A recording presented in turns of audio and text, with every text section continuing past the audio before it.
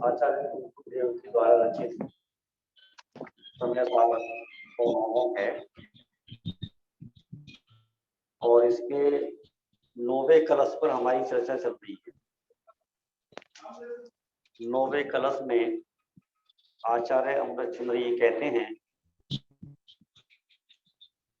उतने के अनुभव में किसी का माइक कौन है? जी का माइक कौन है? आवाज भी नहीं आ रही है, गूंज सी रही है आवाज। आ रही है आज? हेलो, अब आ रही है आवाज? क्लियर नहीं आ हाँ रही जी है। यार, अब ठीक है। हेलो हेलो, हाँ अब आई है आवाज? आवाज आ रही है? जी क्लियर है। नहीं, हाँ तो यहाँ का करो, यहाँ का करो, यहाँ का करो, चेंज कर दो इसको। पहले वहां का ऑन करो वाईफाई, फिर इसको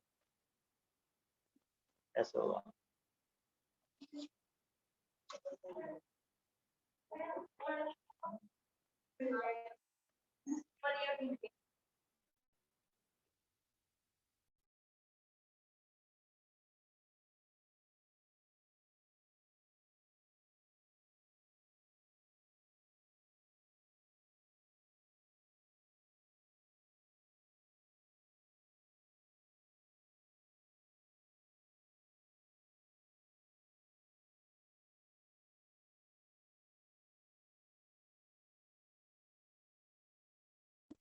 अब देखिए आवाज सही आ रही है?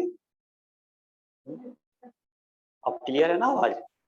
ठीक आ रही है जी।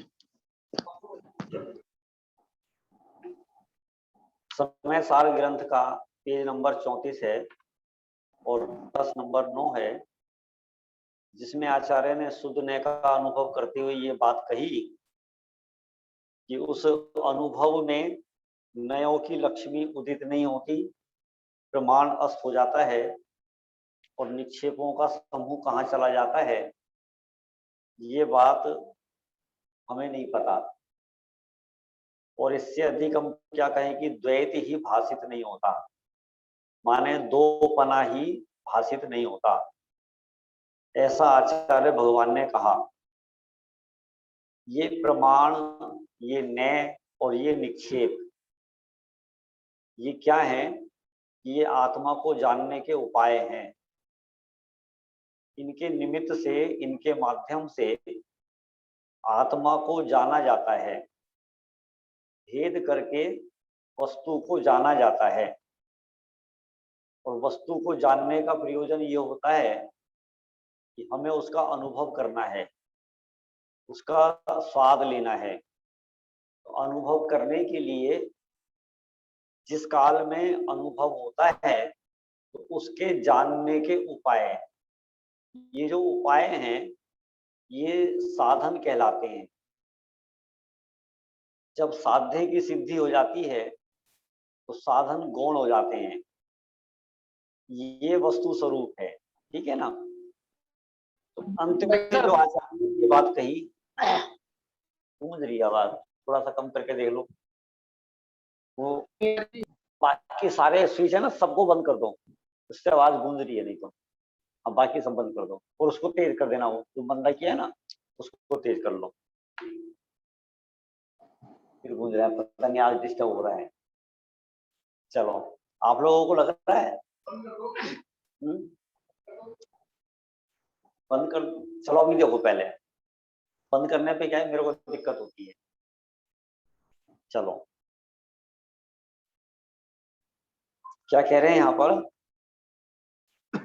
अंत में आचार्य ने ये कहा कि हमें द्वैत ही प्रतिभाषित नहीं होता, ये बात कही थी ना श्लोकार्थ के अंत में, है ना। तो एक विज्ञानद्वैतवादी और वेदांती मत वाले भी होते हैं, उनके यहाँ भी ये कहा जाता है कि यानी सब कुछ अद्वैत है, द्वैत को वो स्वीकार नहीं करते, है ना। उन्होंने ये प्रश्न लगाया कि अंत में परमार्थ रूप तो अद्वैत का ही अनुभव हुआ, यही हमारा मत है। माने जैसा जैन आचार्य ने कहा है, तो वेदांतवादी भी ये कहते हैं कि जैसा आप कहते हो वैसा ही हम कहते हैं, फिर हमारे कहने में और तुम्हारे कहने में क्या अंतर रहा, है ना। फिर ये बात कहाँ रही कि जैन मत सच्चा है और वेदांत मत झूठा है ना। क्योंकि दोनों जगह ये बात मैच कर रही है। आप भी कह रहे हो हमें द्वैत भाषित नहीं होता, और हम भी ये कहते हैं कि हमें द्वैत भाषित नहीं होता, है ना। तो फिर इसमें आपने विशेष क्या कहा? वेदांती ऐसा कहता है कि इसमें आपने अलग से क्या कहा, आपकी विशेषता क्या रही? ठीक है, इसका उत्तर तुम्हारे मत में सर्वथा अद्वैत माना जाता है, बस यही एक चीज है। अन्य मतों में भी कहीं अकेले नित्य को स्वीकार करते हैं, कहीं अकेले अनित्य को स्वीकार करते हैं, ठीक है ना। हमारे यहाँ भी कभी कभी अकेले नित्य धर्म को स्वीकार करते हैं और कभी कभी अकेले अनित्य धर्म को भी स्वीकार करते हैं। यानी वस्तु के एक एक धर्म को हमारे यहाँ भी स्वीकार किया जाता है और अन्य मतों में भी वस्तु के एक एक धर्म को स्वीकार किया जाता है। प्रश्न ये है कि फिर हमारे यहाँ में और उनके यहाँ में क्या अंतर है, क्या अंतर का हो गया? मान लो कोई ये कहता है अन्य मति आत्मा नित्य है और हमारे आचार्य भी कहते हैं कि आत्मा नित्य है, तो फिर दोनों में क्या अंतर है? बस ठीक है ना। ये है कि उनके यहाँ यानी आपके यहाँ जो मान्यता है वो एकांत है, सर्वथा एकांत, और हमारे यहाँ जो है वो है कथनचित एकांत। अंतर समझ में आया कि नहीं आया? सर्वथा एकांत में द्वितीय पक्ष का, द्वितीय धर्म का अभाव होता है, और कथनचित एकांत में द्वितीय पक्ष का लोप होता है। अभाव होना और लोप होना दोनों अलग अलग चीज है, समझ में आएगी? अन्य धर्मों का अभाव ना करते हुए लोप करना, उसका नाम कथनचित एकांत है। देखो जैसे क्या है कि अर्जुन है ना, अर्जुन को द्रोणाचार्य परीक्षा कर रहे हैं और उससे पूछा कि तुम्हें क्या दिखाई दे रहा है। मान लो ऊपर है ना मछली का चित्र है या चिड़िया का चित्र है और वो घूम रही है, तो तुम्हें क्या दिखाई दे रहा है? तो उन्होंने कहा कि मुझे केवल आंख दिखाई दे रही है, आंख, ठीक है, कि और कुछ दिखाई दे रहा है कि और कुछ भी दिखाई नहीं दे रहा, ठीक है। तो उनकी दृष्टि में अकेले चिड़िया की आंख है। लेकिन उसी समय यदि अर्जुन से ये पूछा जाए कि क्या वहां पर चिड़िया के पैर हैं या नहीं, कि हैं, पर हैं कि नहीं हैं, दूसरी आंख है कि नहीं है, ठीक है।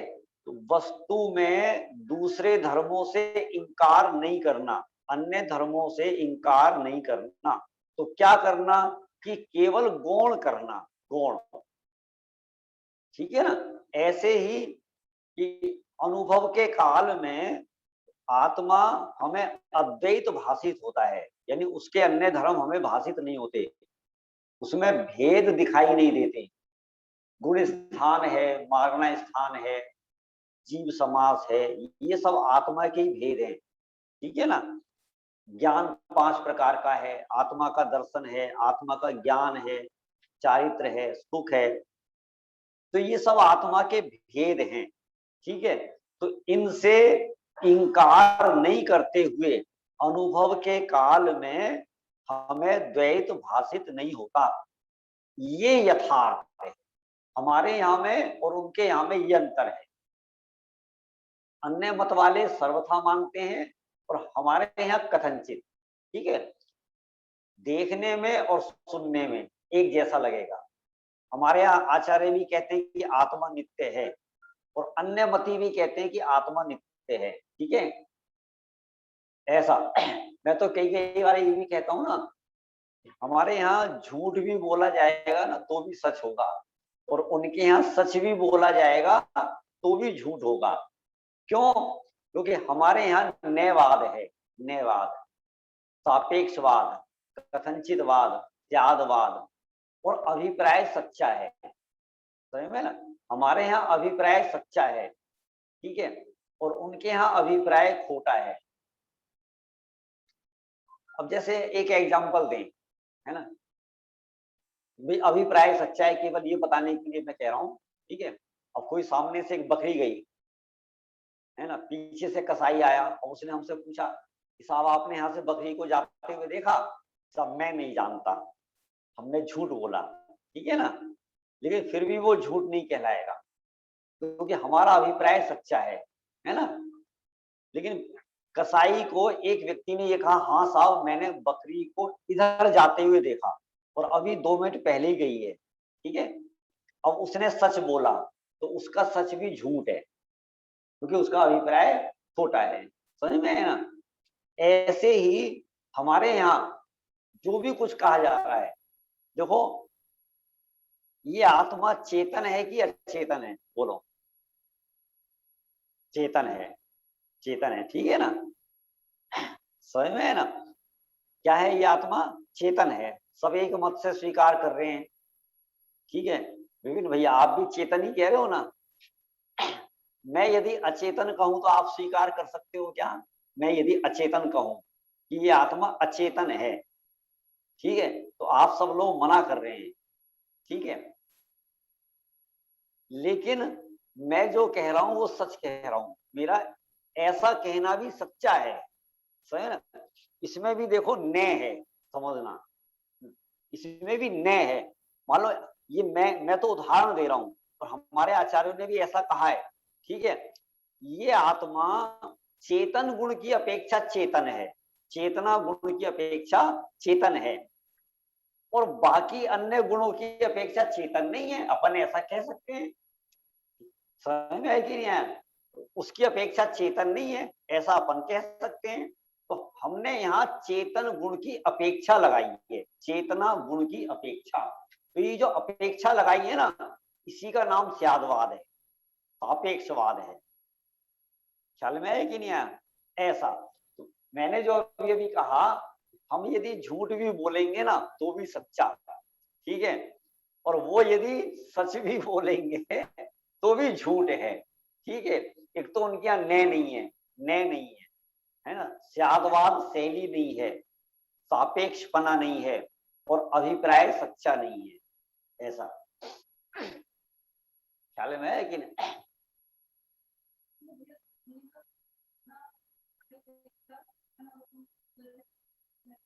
दो धर्मों में शब्दभंगी का प्रयोग हो जाता है, ठीक है ना। अस्ति नास्ति है तो वहां पर शब्दभंग का प्रयोग हो जाता है, स्यात् अस्ति स्यात् नास्ति। लेकिन आपने जो चेतन अचेतन कहा है ना, तो अब हम कर भी सकते हैं, ठीक है, पर की अपेक्षा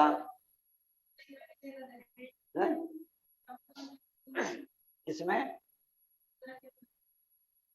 चेतन गुण की अपेक्षा चेतन, बाकी गुणों की अपेक्षा चेतन नहीं है, ऐसा।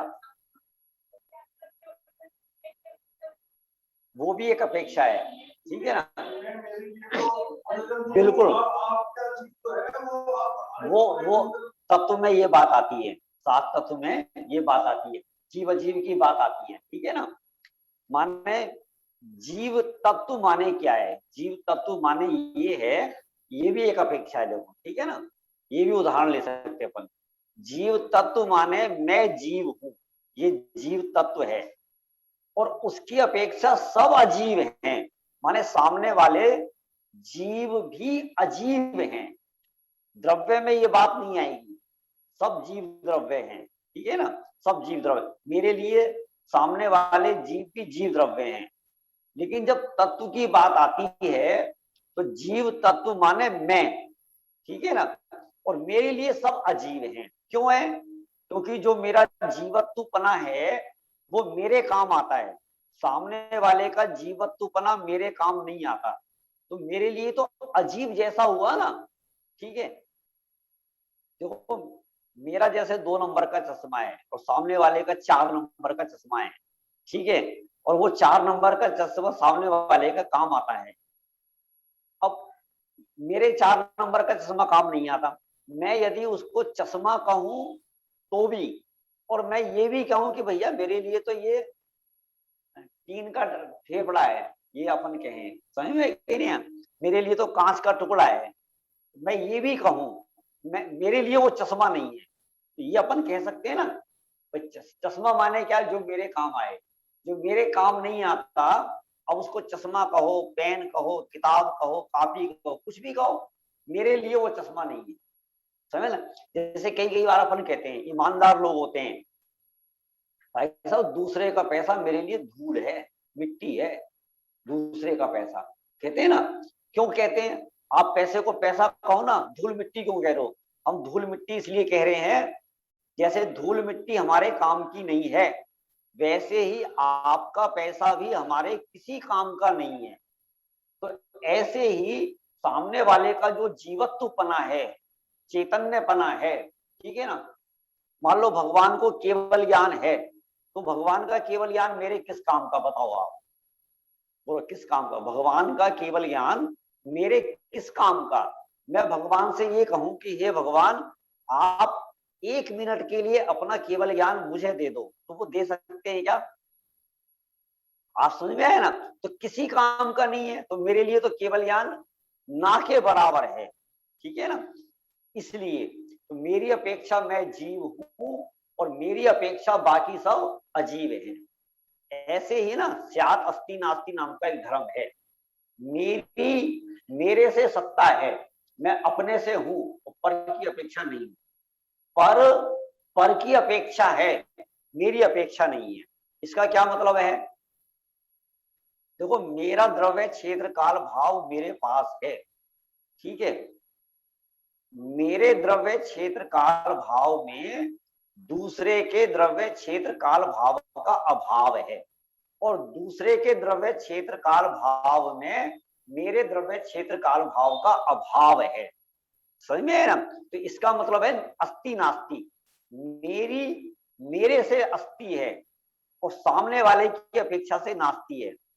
सामने वाले की अपनी अपेक्षा से अस्ति है और मेरी अपेक्षा से नास्ति है, समझ में आएगी नहीं। माने एक द्रव्य का दूसरे द्रव्य में अभाव है, ऐसा। क्या कहा? एक द्रव्य का दूसरे द्रव्य में अभाव है, इसका नाम है एक की दूसरे में नास्ति, ऐसा। तो मैं अब कुछ कह रहे थे क्या आप? कुछ गलती तो नहीं है ना, ठीक है ना, ऐसा। हाँ ठीक है ना, ऐसे अपन कह सकते हैं। तो क्या कहा है यहाँ पर कि तुम्हारे मत में सर्वथा अद्वैतवाद माना जाता है, सर्वथा, ठीक है ना। तो सर्वथा माने एकांतवाद, सर्वथा एकांतवाद माने मिथ्या एकांतवाद, और कथनचित एकांतवाद का मतलब होता है सम्यक एकांतवाद, ऐसा। हमारे यहाँ जो अनेकांत स्यादवाद का सिद्धांत है ना, तो इसको आप लोग एक बार अच्छे से समझ ही लेना, अनेकांत स्यादवाद का। नहीं तो क्या है कि कदम कदम पर आपको ये प्रश्न खड़े होंगे, ठीक है। माने अनेकांत स्यादवाद नहीं समझने के कारण पता है क्या होता है? आप अन्य मत के प्रवचन सुनोगे, है ना, उनके सिद्धांत सुनोगे तो आप बहक जाओगे, आप ये कहोगे हाँ ये भी सही है, ये तो बिल्कुल हमारे समय सार जैसी बातें कर रहा है, इसलिए हमें इसको भी सुनना चाहिए, इसकी बात भी माननी चाहिए। वहां अपन ठगे जा सकते हैं। क्यों? क्योंकि हमें अनेकांत स्यादवाद का पता नहीं है, नयों का पता नहीं है, इसलिए, है ना। पता है दुनिया में माने जैसे ब्रह्म कुमारी वाले हैं, उनकी आप बात सुनो, ठीक है, सुनना नहीं, इतने खतरनाक है, क्योंकि आपने जैसे समय सार सुना है ना, तो आपको वहां पर है ना इससे भी ऊंची उत्कृष्ट बातें सुनने को मिलेंगी और आप कहोगे वाह क्या गजब की बात है, ये सही है। क्योंकि आत्मा शुद्ध है, अविनाशी है, नित्य है, निरंजन है, उसका कभी जन्म नहीं होता है, उसका कभी मरण नहीं होता है ना। एको ब्रह्म ऐसा, ऐसी ऐसी बातें करके हम गए थे ना सुनने के लिए, सुनने गए नहीं थे, सुनने में आ गया था, घूमने गए थे, ठीक है ना। तो ऐसा हाँ, तो सत्य है ना उनके यहाँ एकांत, वो सर्वथा मानते हैं, सर्वथा शुद्ध है। डिफरेंट ऐसे पता चलेगा ना, वो जैसे उन्होंने कहा कि आत्मा सदा काल शुद्ध है, ठीक है ना। तो अब आप उनसे कहो कि साहब किसी अपेक्षा आत्मा अशुद्ध भी है क्या? नहीं नहीं, आत्मा शुद्ध नहीं है, समझ में है कि नहीं। तो उन्होंने सर्वथा एकांत से कहा, तो इसलिए उनका झूठा है, एकांत पक्ष झूठा है। यही बात यहाँ कही जा रही है। देखो आप, यदि सर्वथा अद्वैत माना जाए तो बाह्य वस्तु का अभाव ही हो जाए, और ऐसा अभाव तो प्रत्यक्ष विरुद्ध है। क्या कहा? सर्वथा अद्वैत माना जाए तो बाह्य वस्तु का अभाव हो जाए। बाह्य वस्तु में क्या लेना? बाह्य वस्तु माने क्या है? ये बात जितना भी भेद है, पर्याय है, विकल्प है, व्यवहार है, ये सब बाहर में लिया है, ख्याल में ना। सर्वथा यदि अद्वैत माना जाए तो बाह्य वस्तु का अभाव हो जाए, ठीक है ना। तो बिना व्यवहार के निश्चय कैसा, बिना भेद के अभेद कैसा, बिना विकल्प के निर्विकल्प दशा कैसी, बिना भेद के अभेद कैसा। देखो, बिना भेद के अभेद कैसा? वृक्ष है, वृक्ष, ठीक है। तो वृक्ष कैसा होता है? हम पूछें कि वृक्ष कैसा होता है, वृक्ष किसे कहते हैं, पेड़ किसे कहते हैं, ठीक है। तो कोई ये कहता है कि वृक्ष वृक्ष होता है, बस। हमने कहा उसमें टहनी होती है, नहीं, टहनी नहीं, पत्ते नहीं, फल फूल नहीं, तना नहीं, जड़ नहीं, ठीक है। अब कोई इन भेदों को तो स्वीकार करे नहीं, भेद को तो स्वीकार करे नहीं, और वृक्ष को माने, तो वो ये कह रहे हैं कि बिना भेद के अभेद आया कहां से, बिना अंगों के अंगी आया कहां से। यदि आप सर्वथा, विक्की भैया क्या कहा, यदि आप सर्वथा अद्वैत को मानते हो, सर्वथा वृक्ष को मानते हो, ठीक है, और बाह्य वस्तु को नहीं मानते, बाह्य वस्तु माने पेड़ फल फूल आदि को नहीं मानते हो, ठीक है, तो क्या होगा? ये तो प्रत्यक्ष विरुद्ध है। पहली बात तो प्रत्यक्ष विरुद्ध है।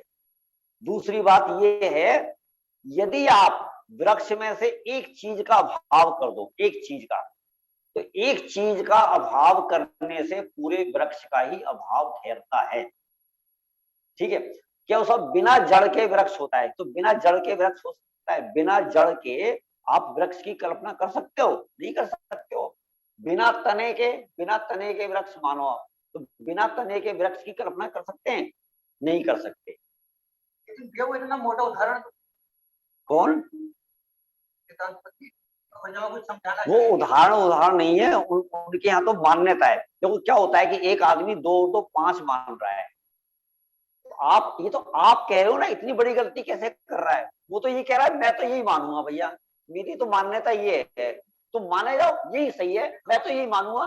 तो अपनी बात प्रमाणित करने के लिए वो उदाहरण नहीं समझाता। तो उनके उदाहरण भी तो एकांती है ना। हाँ, पेड़ वाला उदाहरण तो दे दे। पेड़ वाला उदाहरण तो हमने दिया है ना। वो क्या दे? हाँ बस आपको एक ही तरफ से बस मतलब खत्म नहीं करते हम। हम कौन करते हैं वो पर्याय की बात हम सामने करेंगे तो बात को छुटका कर सकता, काटेगा इस बात काटेगा ना। हाँ तो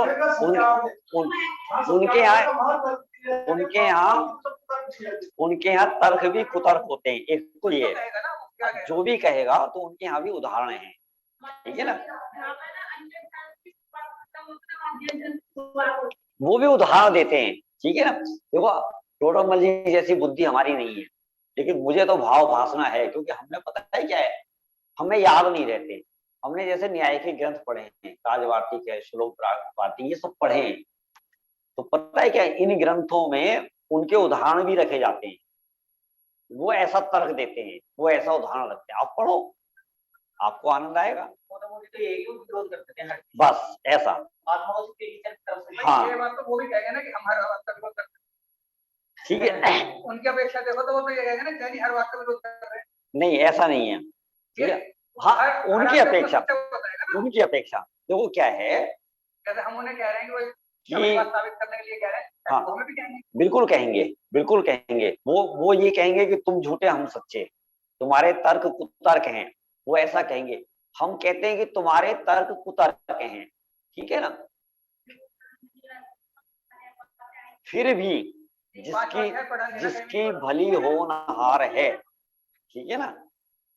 और ये हमारे सामने बहुत सारे लोग बैठे हैं यहाँ पर, है ना, तो वो सब चर्चा कर रहे हैं कि वो भी हमारे को गलत ठहराते हैं। तो ऐसी स्थिति में हम क्या करें, हम कहते हैं कि तुम झूठे, वो कहते हैं कि तुम झूठे, वो मान हैं, वो कहते हैं कि तुम। हाँ जी, वो माउंट आबू में प्रवचन देते हैं, वो हाँ, माउंट आबू में। हाँ। बिल्कुल, मैं भी वहीं गया था, मैंने वहीं सुने थे। हाँ, हमने भी वहीं सुने थे, ठीक है ना। खैर, तो हम ये कह रहे हैं कि हम उनको झूठा कहते हैं, वो हमें झूठा कहते हैं। हम उनके तर्कों को कुतर्क कहते हैं, वो हमारे तर्कों को कुतर्क कहते हैं, ठीक है। अब निर्णय कैसे हो, निर्णय तो आप है ना सच्ची समझ पूर्वक और सच्चे अभिप्राय से यदि आप समझने का प्रयास करते हैं और दोनों वस्तु धर्म को आप सामने रखते हैं, हमारा जैन मत क्या कहता है, जिन शासन क्या कहता है, सर्वज्ञ भगवान क्या कहते हैं। पहली बात तो उनके यहाँ सर्वज्ञता नहीं है, सर्वज्ञता नहीं है, तो आप किसके आधार से बात करते हो। आपने वस्तु का जो वर्णन किया, किसने कहा, आपके यहाँ किसने कहा, तो तुम्हारे यहाँ सर्वज्ञ नहीं है, हमारे यहाँ सर्वज्ञ तो है। सर्वज्ञ के ज्ञान में, केवल ज्ञान में वस्तु का जैसा स्वरूप आया है वैसा उन्होंने बताया है।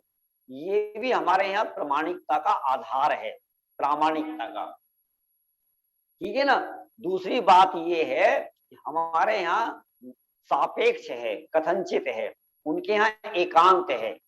देखो लोक में भी जैसे क्या है कि सुनो, एक मत ये कहता है कि हाथी ढोल जैसा होता है, सुनना आप ध्यान से, हाथी ढोल जैसा ही होता है। एक मत ये कहता है हाथी खंबे जैसा होता है। एक मत ये कहता है कि हाथी रस्सी जैसा होता है, ठीक है। हमारा जैन दर्शन ये कहता है कि हाथी पैर की अपेक्षा खंबे जैसा होता है, पेट की अपेक्षा ढोल जैसा होता है, सूंड की अपेक्षा रस्सी जैसा होता है। अब आपको सामने समझ में आ रहा होगा, बात तो दोनों ही कह रहे हैं, अन्य मत वाले भी कह रहे हैं और हम भी कह रहे हैं। अब वो कह रहे हैं एकांत, उन्होंने क्या है, हाथी का अकेला पेट देखा, पेट, और पेट को देखकर उन्होंने घोषणा कर दी कि हाथी तो ढोल जैसा ही होता है, बस, ठीक है। पता है इसके लिए उदाहरण आता है कि 5 अंधे हैं, 5 अंधे, तो एक अंधे ने पेट टच किया तो क्या ढोल जैसा, एक अंधे ने पैर टच किया तो उसने कहा खंबे जैसा, एक ने सूंड। अब एक बात बताओ, अंधे जो बात कह रहे हैं सही कह रहे हैं क्या, बताओ, हाथी ढोल जैसा होता है क्या। अब हमारा जो जैन दर्शन आंख वाला व्यक्ति है वो पता है क्या कहेगा, वो कहेगा पेट की अपेक्षा ढोल जैसा होता है। अब बात वही कही है, ठीक है ना, लेकिन यहां और वहां में जमीन आसमान का अंतर है। वो अकेला एक ने से कह रहा है, हमारे यहाँ सापेक्ष कथनचित लगाकर, कथनचित अपेक्षा लगाकर, पेट की अपेक्षा, ऐसा, अच्छा ये लगाने की जरूरत नहीं है हमारे जैन दर्शन में, जरूरत नहीं है बार बार ये कहने इसकी अपेक्षा, इसकी अपेक्षा, इसकी अपेक्षा। माने हमारे यहाँ जो भी कथन किया जाएगा वो सापेक्ष ही किया जाएगा, निरपेक्ष है ही नहीं। हमारे यहाँ निरपेक्ष नहीं है कहीं पर भी, ख्याल में है ना। उसमें साइलेंट है, क्या कथनचित साइलेंट है, ख्याल में। सुनो, मान लो दामाद जी आए हमारे घर में, ठीक है, तो हमने कहा कि साहब चाय लोगे, ठंडा लोगे कि गर्म लोगे, चाय बना लें या मैंगो शेक बना लें, ठीक है। अब उन्होंने कहा चाय बना लो, ठीक है। अब चाय का मतलब क्या होता है? चाय का मतलब अकेली चाय होता है कि चाय के साथ और भी 4 तरह के नाश्ते होते हैं? बोलो। अब आप क्या, उन्होंने कहा चाय बना लो, ठीक है। बोलो क्या कहा था उन्होंने? चाय बना लो, और तो कुछ नहीं कहा था ना।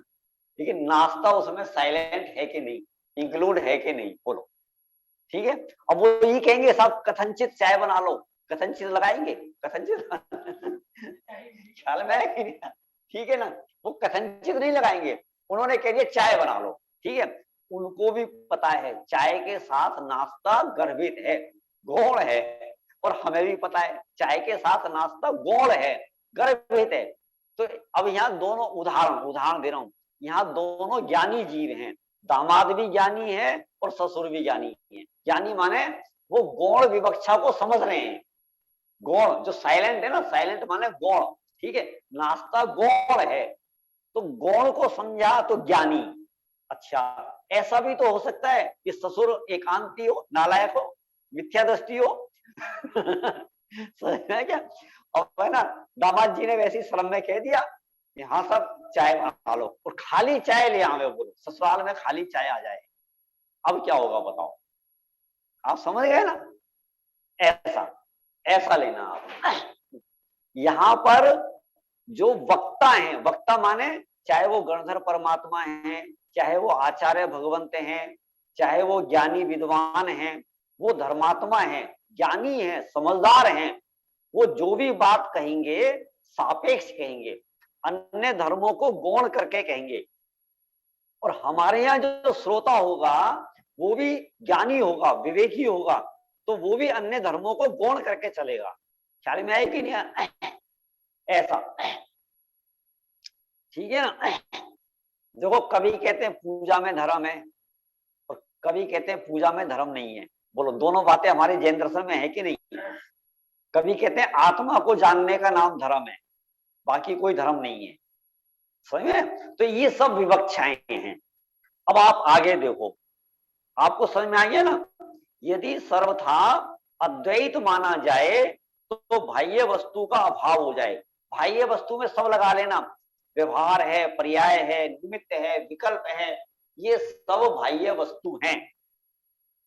ऐसा अभाव तो प्रत्यक्ष विरुद्ध है। हमारे मत में नए विवक्षा है। उत्तर देखो आप, हमारे मत में नए विवक्षा है जो कि बाह्य वस्तु का लोप नहीं करती, भेद धर्मों का लोप नहीं करती। जब शुद्ध अनुभव से विकल्प मिट जाता है तब आत्मा परमानंद को प्राप्त होता है। इसलिए अनुभव कराने के लिए यह कहा है, अनुभव कराने के लिए, ये हमारा ध्येय है, ये हमारा लक्ष्य है, अनुभव कराना। तो अनुभव कराने के लिए यह कहा है कि शुद्ध अनुभव में द्वैत भाषित नहीं होता। यदि बाह्य वस्तु का लोप किया जाए तो आत्मा का भी लोप हो जाएगा। बाह्य वस्तु माने देखो, आत्मा एक द्रव्य है, बाह्य वस्तु माने पर्याय। अब पर्याय का लोप करो तो द्रव्य का भी लोप होगा, अंतरंग द्रव्य का भी लोप होगा, ठीक है। अपन उदाहरण देते हैं ना, जैसे कि भाई सोना है, सोना, ठीक है, साहब हमें है ना 100 ग्राम सोना दे दो। अब उसने क्या करा, हमें एक हार दिया, हार नहीं, हार नहीं चाहिए, अपने को सोना चाहिए। फिर उसने क्या करा, वहां पर है ना 100 ग्राम के कड़े रखे थे, कड़े नहीं, कड़ा नहीं चाहिए, कड़ा नहीं चाहिए, मुझे क्या चाहिए, सोना चाहिए।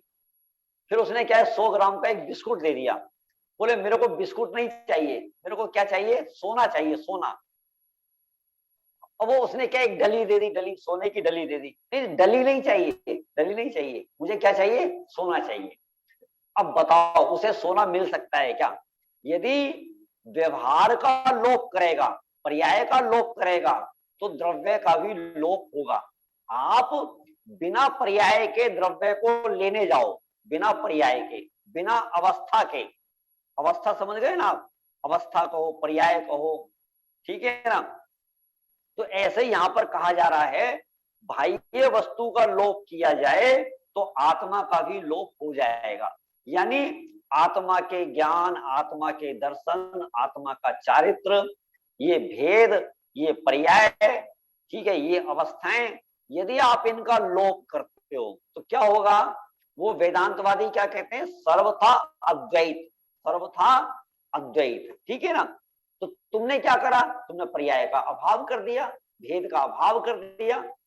यदि तुम भेद का अभाव करते हो तो आत्मा का भी लोप हो जाएगा, माने आत्मा का भी अभाव हो जाएगा। बोलो, आपको बात समझ में आई कि नहीं आई? बोलो लता जी, आपको समझ में आया? समझ में आया कि नहीं आया आपको? ठीक है, प्रमाद आ रहा है क्या? प्रमाद तो नहीं आ रहा ना? चलो बहुत बढ़िया। नीलम जी, आपको समझ में आया? Very good. देखो समझ में आना चाहिए, नहीं समझ में आवे तो पूछ लेना, ठीक है। आप नहीं समझ पा रहे हो तो इसमें आपका नुकसान होगा, हमारा नुकसान नहीं होगा।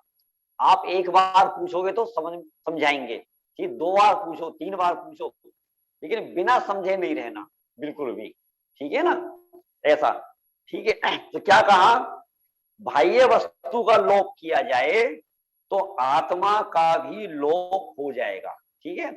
सरल भाषा में कहें तो पर्याय का लोप किया जाए तो द्रव्य का भी लोप हो जाएगा, भेद का लोप किया जाए तो अभेद का भी लोप हो जाएगा, माने शाखाओं का अभाव किया जाए तो पेड़ का भी अभाव हो जाएगा, आत्मा के धर्मों का अभाव किया जाए तो आत्मा का भी अभाव हो जाएगा, ठीक है। अब इतनी सारी बातें हमने आपको बता दी और शून्यवाद का प्रसंग आ जाएगा, ना भेद रहेगा ना अभेद रहेगा, तो शून्य हो जाएगा, कुछ भी नहीं बचेगा, ठीक है ना। अंगों का अभाव होगा तो अंगी का अभाव हो जाएगा।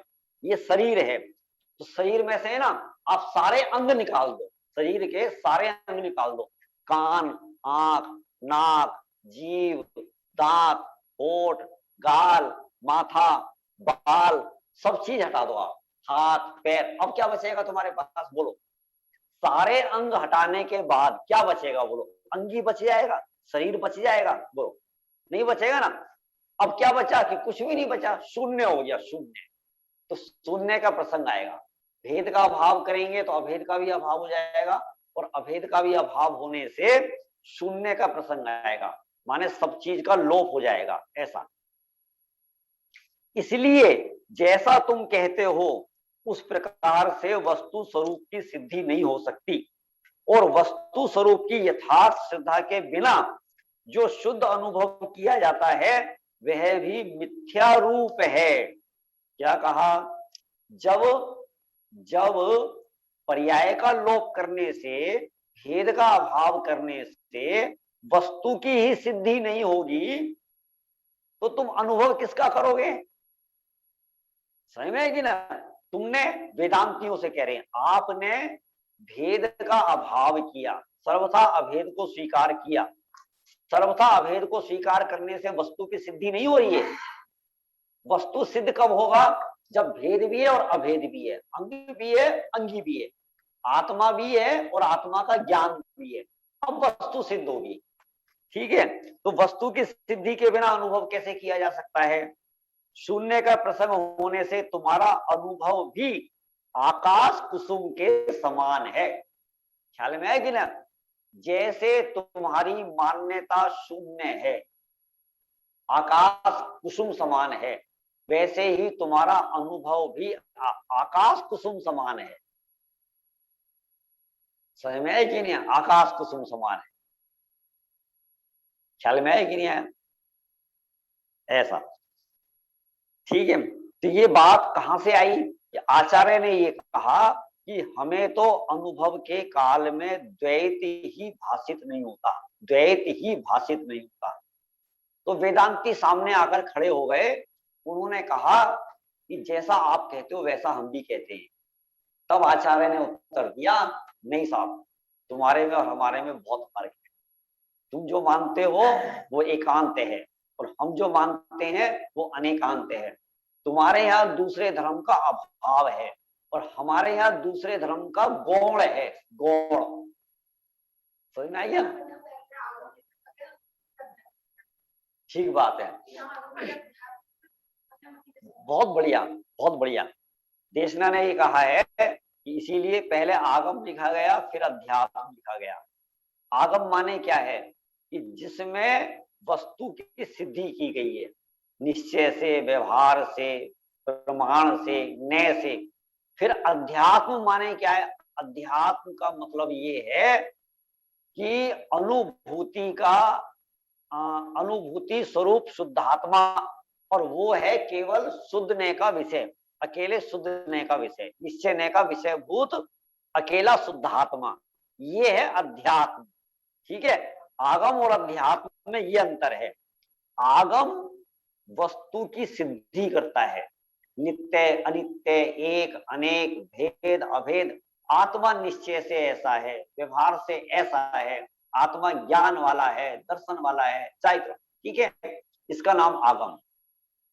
और अध्यात्म माने ये कि जो आगम ने आत्मा बताया है ना, अब तुम केवल निश्चय न के विषयभूत आत्मा को स्वीकार करके उसमें डूब जाओ, माने उसमें समा जाओ, अनुभव करो, लीन हो जाओ। इसका नाम अध्यात्म है।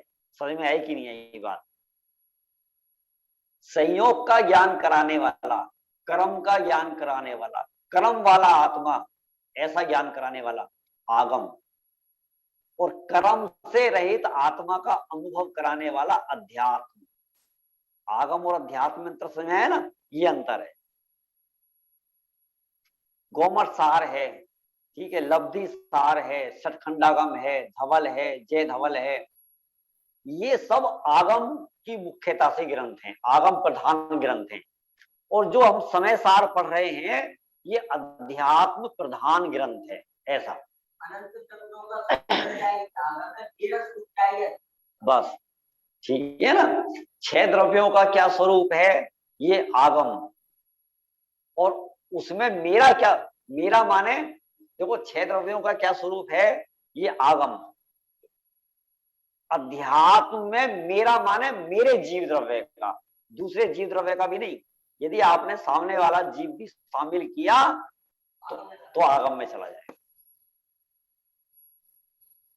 ऐसा समय सार माने केवल और केवल मेरी चर्चा, मेरी बात, बस। इसका नाम अध्यात्म है, इसका नाम शुद्धने का उपदेश है, इसका नाम शुद्धने से आत्मा को जानना है। ऐसा समझ में है कि? देखो कितने भाग्यशाली हैं हम कि ऐसे पंचम काल में, ठीक है, जहां चारों ओर विषयों की आग लगी हुई है, अज्ञान का अंधकार छाया हुआ है, मिथ्यात्व का बोलबाला है। आप है ना, घर से बाहर निकलो, घर से बाहर निकलते ही है ना, आग लग रही है, आग, विषयों की आग लग रही है। हमारे ज्ञान और श्रद्धान की बात तो छोड़ दो, ठीक है, अरे जहां तन और धन लूटा जा रहा है, ख्याल में है ना, और तन धन के साथ साथ जो पहली बात आई ना, ज्ञान और श्रद्धान, इसके भी लुटेरे कदम कदम पे बैठे हुए हैं। आप जैन मंदिर में भी जाओगे ना, जिन मंदिर में भी जा रहे हो, तो आज आपकी श्रद्धा को लूटा जा रहा है, ख्याल में है ना, ज्ञान को अज्ञान किया जा रहा है। समझ में है कि नहीं है? ऐसे समय में मुझे मेरे शुद्धात्मा की बात सुनने को मिल रही है और प्योर शुद्ध बात सुनने को मिल रही है, तो आप अपने आप को महाभाग्यशाली समझना। कदाचित आपके घर में धन का अभाव हो गया हो, लॉकडाउन के कारण व्यापार बंद हो गया हो, समझ में ना, कैसी भी परिस्थिति आ गई हो, किसी इष्ट का वियोग हो गया हो, ठीक है, वैक्सीन नहीं मिली हो, दवाई नहीं मिली हो, तो ये कोई बहुत बड़ा दुर्भाग्य नहीं है, ये दुर्भाग्य नहीं है। ख्याल में है ना? क्यों? हमें यदि समय सार की बात सुनने को मिल गई, भले ऑक्सीजन मिली नहीं मिली कोई फर्क नहीं पड़ता। ऑक्सीजन नहीं मिली तो देह चला जाएगा, और समय सार नहीं मिला तो आत्मा चला जाएगा। सोचो आप। अभी पता है, कल मैं मंदिर के दर्शन करने गया था, तो बाहर निकलकर एक बहन जी से हमारी चर्चा हुई। उन्होंने बहुत अच्छी बात कही, मुझे बहुत अच्छा लगा कि ये जो कोरोना काल में हम बच गए ना, बच गए, ठीक है, कितने ही जीव चले गए, हम बच गए। तो बचने का मतलब ये है कि अब ये समय हमसे कह रहा है कि तुम अपना काम कर लो, अपना काम कर लो। तीसरी वेव आएगी, तीसरी वेव आएगी, और तीसरी वेव में हमारा काम हो गया तो हमारा काम मतलब समझ रहे ना, हमारी आयु पूरी हो गई तो, है ना? तो ये जो हम बच गए, बचने वालों को ये सोचना चाहिए, मुझे मेरे काम करने का अवसर दिया गया है, चांस दिया गया है, इसलिए तुम्हें ना स्वच्छंदी मत हो जाना, प्रमादी मत हो जाना, ठीक है ना, सावधान है ना, तुम्हारे को ये एक अवसर और दिया गया है। ऐसा उन्होंने मेरे को समझाया, मुझे बड़ा अच्छा लगा। ठीक है ना? अब देखो आगे क्या कहते हैं। अब आगे है ना और बहुत मार्मिक चर्चा आने वाली है। ठीक है, आगे शुद्ध नय का उदय होता है, उसकी सूचना श्लोक द्वारा कहते हैं। अब 9 नंबर के कलश तक तो बात थी पिछली बात को पुष्ट करना, ठीक है ना। अमृत चंद्र आचार्य ने मान लो 2 गाथाओं के बीच में 2 कलश लिखे, तो पहला कलश है पहली बात को पुष्ट करने का, और अगला कलश है अगली गाथा की सूचना देने का। तो अब ये जो 10 नंबर का कलश है, 10 नंबर के कलश में अमृत चंद्राचार्य ये बताने वाले हैं कि अब 14 नंबर की गाथा में क्या बात आने वाली है। समझ गए ना? पढ़ो। पर भाव भिन्नम मां पूर्ण माद्यन विमुक्त मेकम।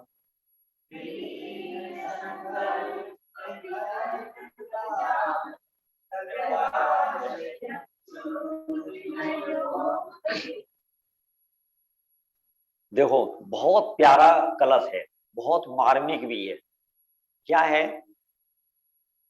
शुद्ध ने आत्म स्वभाव को प्रकट करता हुआ उदय होता है, आत्म स्वभाव को बताता हुआ प्रकट होता है, ऐसा आप, ठीक है। वह आत्म स्वभाव को परद्रव्य के भाव तथा परद्रव्य के निमित्त से होने वाले अपने विभाव, ऐसे पर भावों से भिन्न प्रकट करता है। क्या कहा? शुद्ध ने इस आत्म स्वभाव को बताता है। कैसा बताता है? कि मेरा आत्म स्वभाव परद्रव्य से भिन्न है, एक बात। दूसरी बात, परद्रव्य के भाव से भिन्न है। तीसरी बात, परद्रव्य के निमित्त से होने वाले अपने विभाव, ऐसे पर भावों से, ठीक है।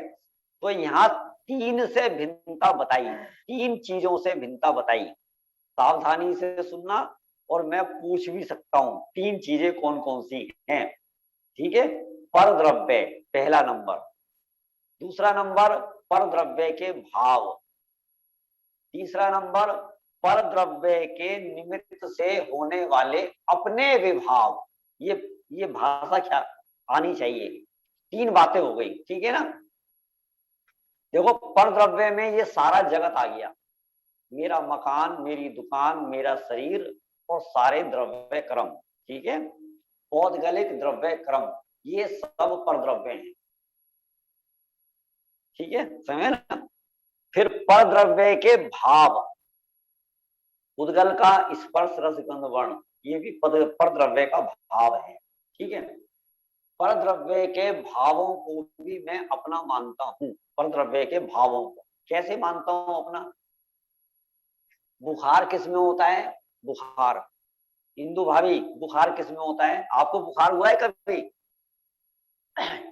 हुआ है? अब इन्होंने उद्गल परद्रव्य के भाव को अपना माना। देखो बुखार तो होता है शरीर को, ठीक है। इंदु भाभी नाराज नहीं हो ना आप, ठीक है, नाराज नहीं हो ना, मैं तो उदाहरण बनाया है, ठीक है ना। अब इन्होंने, भाभी जी ने कहा मेरे को बुखार हुआ है। बुखार माने गरम, तो गरम कौन होता है? शरीर होता है कि आत्मा होता है? शरीर। तो गरम को मैंने अपना माना, गरम को मैंने अपना माना, ठीक है, उष्णता को, ठीक है। मुझे बुखार हुआ, तो बुखार तो पुद्गल द्रव्य की पर्याय है, तो शरीर परद्रव्य है और शरीर का उष्णपना, ये हो गया परद्रव्य का भाव, ठीक है। अच्छा, अब जब परद्रव्य में बुखार हुआ और उसको मैंने अपना माना, तो उसके निमित्त से मेरे परिणाम खराब हुए, मुझे भय हुआ, मुझे राग हुआ, तो ये हो गया परद्रव्य के निमित्त से होने वाले अपने विभाव। आगे समझ में? तीन चीजें, शरीर परद्रव्य, परद्रव्य के भाव और हाँ, परद्रव्य से होने वाले विभाव। हाँ, ठीक है ना। तो शरीर परद्रव्य है ना, और शरीर का बुखार परद्रव्य का भाव, और इसके निमित्त से होने वाले आत्मा में विकार, राग, द्वेष, क्रोध, ठीक है ना, ये बुखार मुझे हुआ है, ऐसा मिथ्यात्व, ऐसा अभिप्राय, ठीक है। ये हो गए परद्रव्य के निमित्त से होने वाले अपने विभाव, ठीक है। अपने क्यों कह रहे हैं? क्योंकि आत्मा के भाव कहलाते हैं। शरीर आत्मा का नहीं है, बुखार भी आत्मा का नहीं है, लेकिन इसके निमित्त से जो आत्मा में मिथ्यात्व पैदा हुआ, राग पैदा हुआ, मोह पैदा हुआ, मुझे बुखार हो गया, ये हो गया आत्मा का भाव, ठीक है। परद्रव्य के निमित्त से होने वाले अपने विभाव ऐसे परभावों से भिन्न प्रकट करता है। अब देखना, पहले क्या कहा? दो को तो कहा पर, और एक को कहा अपना, अपना अपना विभाव, और अब क्या कह दिया? ऐसे परभाव, माने अब इन तीनों को परभाव के खाते में डाल दिया। माने जो आत्मा का राग भाव है वो स्वभाव नहीं है, वो विभाव है। पहले तो विभाव को आत्मा का कहा, ठीक है, फिर ये कहा कि वो विभाव स्वभाव नहीं है। कभी कभी तो रागादि भावों को आत्मा का कहा जाता है, क्यों? कि भाई ये गलती तेरी है, राग, द्वेष, क्रोध, मान, माया, लोभ, ये गलती तेरी है, तेरे भाव हैं, ठीक है। फिर कभी कभी कहा जाता है कि ये आत्मा का नहीं है, तो आत्मा का, अब आत्मा का क्यों नहीं कह रहे हो आप? इसका मतलब ये है कि ये तेरा स्वभाव नहीं है। समझ में आई है नहीं? तो एक बार कहा राग आत्मा का है और एक बार कहा राग आत्मा का नहीं है, तो दोनों अपेक्षाएं समझ में आ गई ना। आत्मा का है माने तेरी गलती है, तेरा अपराध है, ठीक है, तू दूर करेगा, ऐसे तुझे दूर करना चाहिए, इसलिए तेरा है। लेकिन तू अपना स्वभाव मानकर नहीं बैठ जाना, स्वभाव मान लिया तो दूर कैसे करेगा? इसलिए क्या कहा? ऐसे परभावों से भिन्न प्रकट करता है। कौन प्रकट करता है? कौन प्रकट करता है? लता जी, कौन प्रकट करता है? कौन प्रकट करता है? अंजलि भाभी, अंजलि भाभी, कौन प्रकट करता है? बोलो बोलो, कौन प्रकट करता है? शुद्ध ने। हाँ, आ गया ना उत्तर, शुद्ध ने प्रकट करता है, ठीक है ना। क्योंकि प्रकट करने वाला कौन है यहाँ पर? कौन है? शुद्ध ने। तो अभी शुद्ध ने और प्रकट करेगा, ठीक है ना। समय हमारा हो रहा है, बाकी की चर्चा अपन कल करेंगे। तो शुद्ध ने आत्मा को कैसा प्रकट करता है, तो अभी कैसा प्रकट किया कि ये आत्मा, ये आत्म स्वभाव, परद्रव्य, परद्रव्य के भाव और परद्रव्य से होने वाले अपने विभाव, उनसे ये भिन्न है, ऐसा शुद्ध ने प्रकट करता है, ठीक है। अभी हम इस चर्चा को यहीं पर विराम देते हैं, समय हमारा हो गया है, बाकी की चर्चा हम कल करेंगे। जावाणी के ज्ञान ते सूझे लोकालोक, सो वाणी मस्तक नमो सदा देत हूँ ढोक। नमो अरिहंताणम, नमो सिद्धाणम, नमो आयरियाणम, नमो उवध्यायाणम, नमो लोये साहूणम। बोलिए द्वादशामयी जिनवाणी माता की जय। सभी को सादर जय जिनेन्द्र। जय जय जय जिनेन्द्र। जय जय जिनेन्द्र भाई साहब। जिनेन्द्र। भैया। जय जय